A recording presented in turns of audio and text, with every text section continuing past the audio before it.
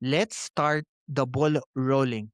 Simulan na yung trial and then tignan natin kung ano magiging hatol ng mga senator judges and then let's see what's gonna happen and from there on, doon tayo mag-judge based on what, you know, their verdict is. Kasi sa ngayon premature pa, kahit ano sabihin natin, whether or not guilty siya or hindi, para sa akin, I believe that premature pa para sabihin ko ano mangyayari in the future kasi puwede pa may magbago, eh. And at the end, sabi ko nga Ma'am Trexie, sa ngay what my opinion holds up until today, that the Vice President is still innocent until proven guilty. Ibinaba ang hatol ng mga senator judges about her. Maybe I'm different to a lot of people, pero I think I gave this impeachment a benefit of a doubt with Vice President Duterte hearing sa Congress. So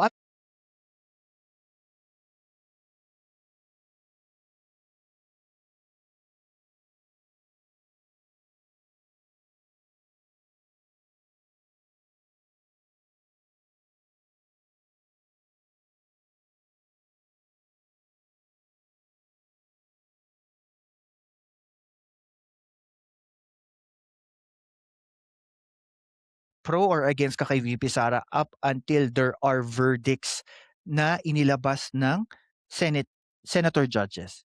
Yun lang ang akin. Kasi at the end, kahit naman kay PBBM, kung baliktarin natin ang posisyon, si PBBM naman na nakaupo at si PBBM naman ang sabihin na natin, tinatry to be impeached, ganun din ang magiging opinion ba? Saka ako saka ako magde-decide ng aking opinion kung ano ang nangyari after mag-decide ang senator judges. Ayan, hello, Meshang at saka Dens. Okey, basa-basa tayo ng mga com comments dito. Ni, Romualdez Tambi, 'di na siya makakatakbo 'pag na-guilty siya sa impeachment. Yes, and I think what I feel is baka hahanap ang Duterte with probably another candidate. And ang nakikita ko diyan na maaring matinding contender si Pulong o kaya si Baste. Kasi siyempre nasa political arena na and marami na rin silang followers on their side sa mga DDS. Ano ba sinabi ni Densable dito? Sabi ni Densable, hindi naman na mahalaga kung ma-guilty pa siya. Ano 'yan? Wait. Ano yung sabi?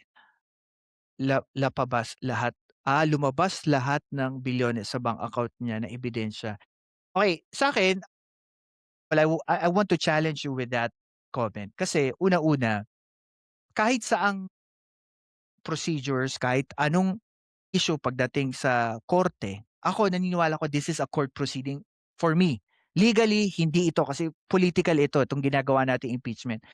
Naniniwala ako that first, we need to hear yung side ng Vice President. Second, we also need to hear kung ano magiging pasya ng senator judges. That's the reason why, para sa akin, yes, matibay ang ebidensya against the Vice President, but also we need to understand na meron ding karapatan ang Vice President to defend herself together with her lawyers. So para sa akin, just hold your horses natin kung ano sasabihin nila at ano magiging desisyon.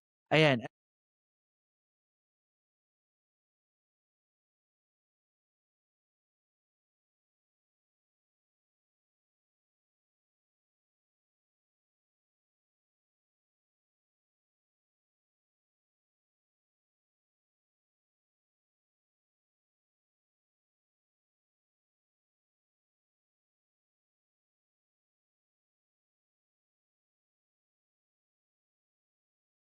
Congress.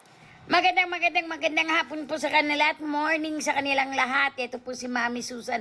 Ayan, nagpapasalamat po ako sa binigay ng oportunidad ni Pelcas na ako'y kanyang ma-interview, and I would like to invite everyone na mag-subscribe po sa kanyang channel, Pelcas. Okay? Maraming pong salamat. Thank you.